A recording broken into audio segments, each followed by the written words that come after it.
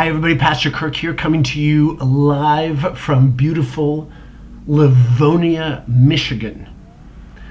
Livonia sounds like the name of a country in a Marx Brothers movie, but it's actually a suburb of Detroit, where the annual meeting of the Evangelical Presbyterian Church, called the General Assembly, is taking place. It's hosted by one of our denomination's big churches, Ward Presbyterian Church. Today is day 3 in a 4-day assembly.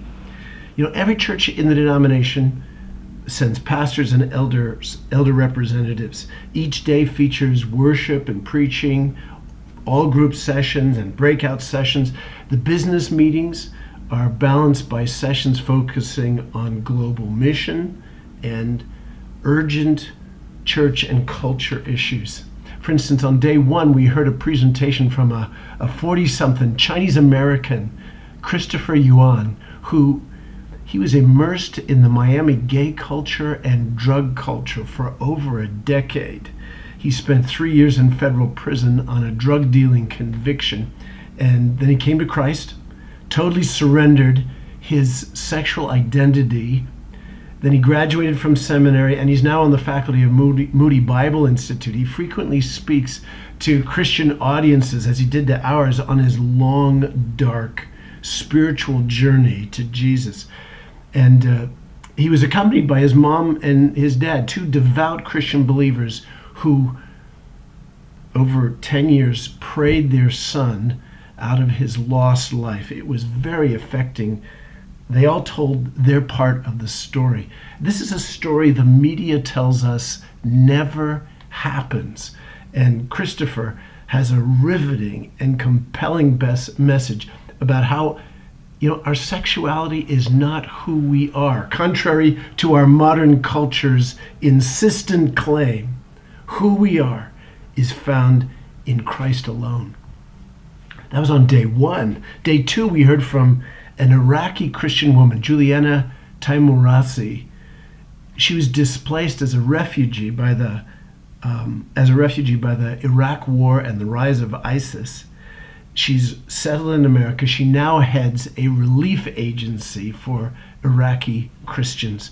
The news she had to share, and I say news because actually it's known, it just isn't widely, nobody is paying attention to it.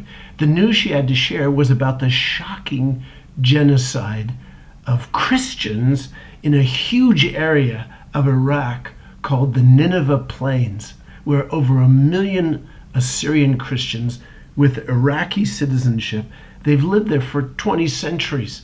Only about 200,000 of them now remain after a campaign of terror during the past decade by the self-declared caliphate, ISIS.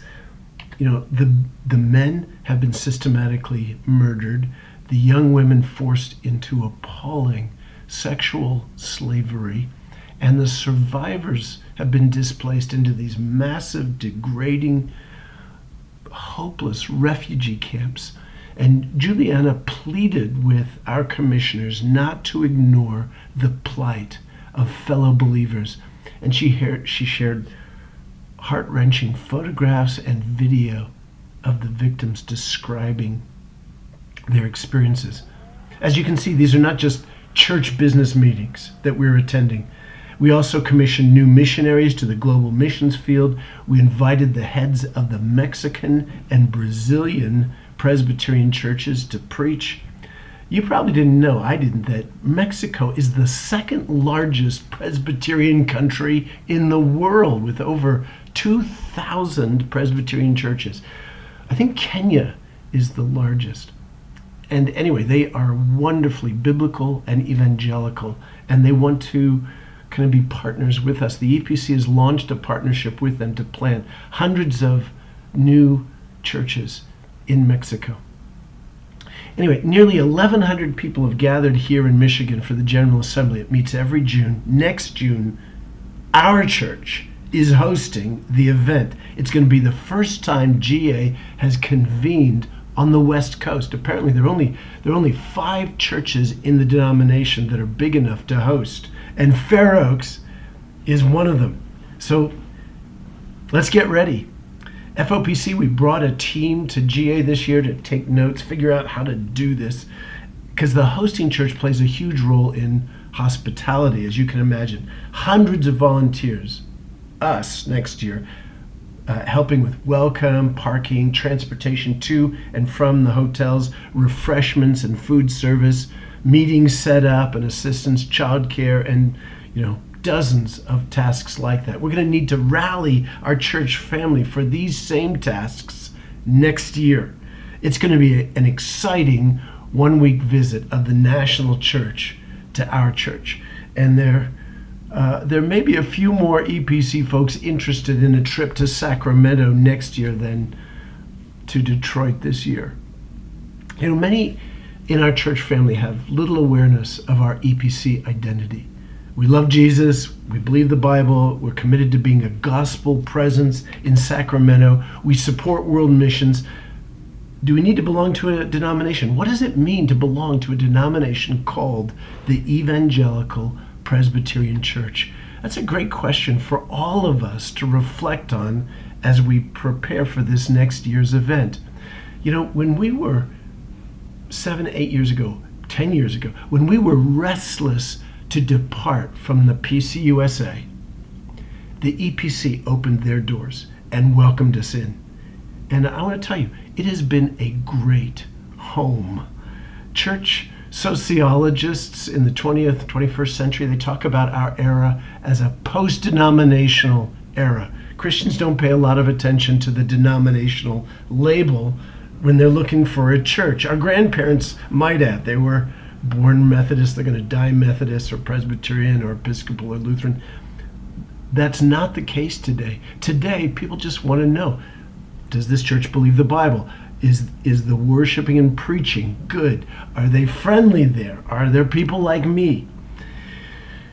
Next year, 2017, is the 500th anniversary of the Protestant Reformation, when Martin Luther launched the biggest back to the Bible renewal movement in Christian history. Most of us would not be Christians today without that movement. We would not have Bibles. We would not understand the gospel. America would be a very different, I imagine, very pagan place. This is a good time to reorient ourselves to our heritage as Christian believers. We're evangelical. That means we believe we're saved through a personal relationship with Jesus Christ that we discover in the gospel.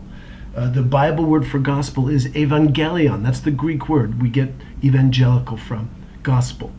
And our church is Presbyterian. That means we're basically, presbyteros is the Greek word for elders. We're governed by elders who are elected by the congregation. That's a leadership pattern that goes all the way back to the apostolic church. Look at the book of Acts. Look at Acts 14:23. Paul and Barnabas visited all the churches that they had established, and they appointed elders to govern them and to rule them and to teach and to preach. Presbyterian also connects us with a distinguished theological heritage rooted in the Reformation, a heritage that played a profound role in the founding of America and in shaping our democratic and constitutional government and institutions. When I was a young Christian, I chose to be Presbyterian. First, I came to Christ, and then I had to find a home, a place where I felt was biblical and it had theological integrity, and it was the Presbyterian Church.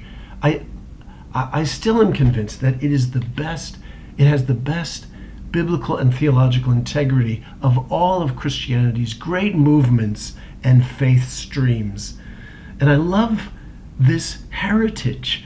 Most Americans don't give a rip about heritage or history. We're anti-tradition by nature. Heritage is an acquired taste, but it is also the mark of mature citizens of God's world who care about the continuity of God's church and the faithful handoff of the faith from one generation to another. Does it matter what our children believe? Does it matter what church our children inherit? Does it matter what witness to Christianity we leave for the next generation? It does matter. It matters supremely. It is one of the most important tasks God asks every generation to carefully steward. So Fair Oaks Press, let's do this. Let's do this well. There's a great verse in that one chapter book of Jude. It goes, I was very eager to write to you about the salvation we share. I felt compelled to write you and urge you to contend for the faith that was once for all entrusted to God's people. Contend for the faith. See, that generational handoff of our faith and of the church matters to God. You know, there are many ways a healthy denomination is helpful to local churches. And, you know, you probably don't even think about them on most days, most weeks, most years. A denomination, it helps train pastors and lay leaders.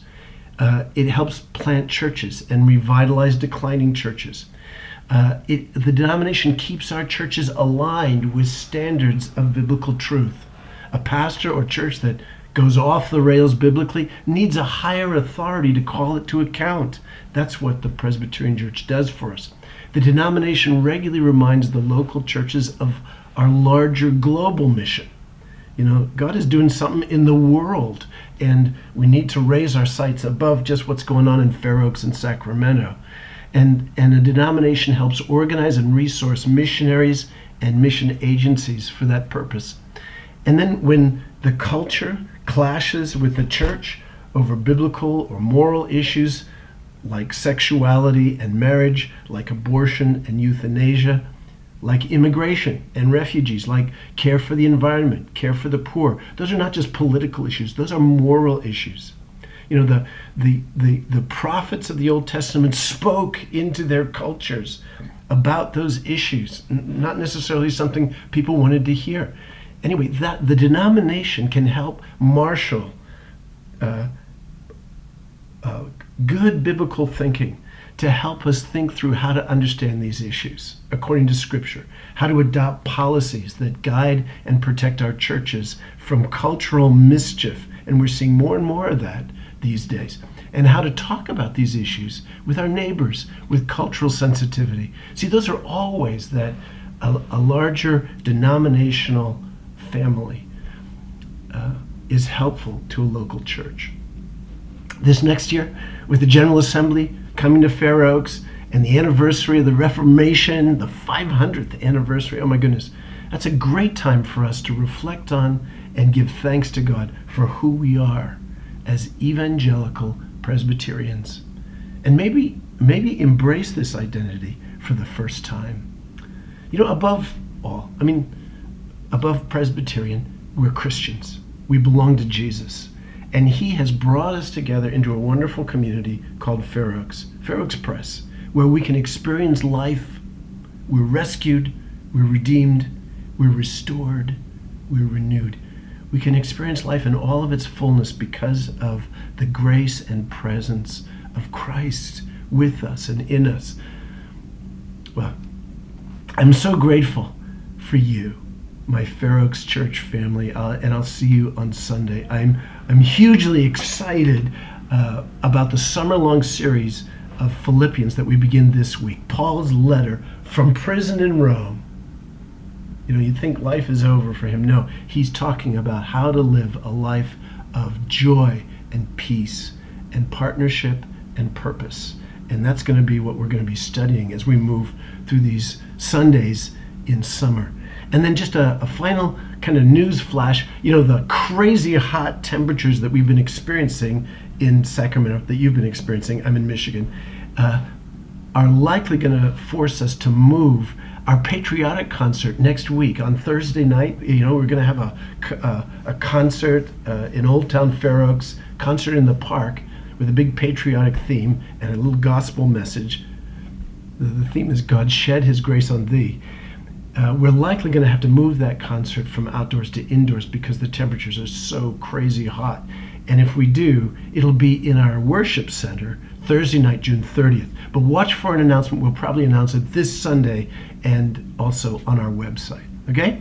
That's all for now, church. I'll see you on Sunday. Bye-bye.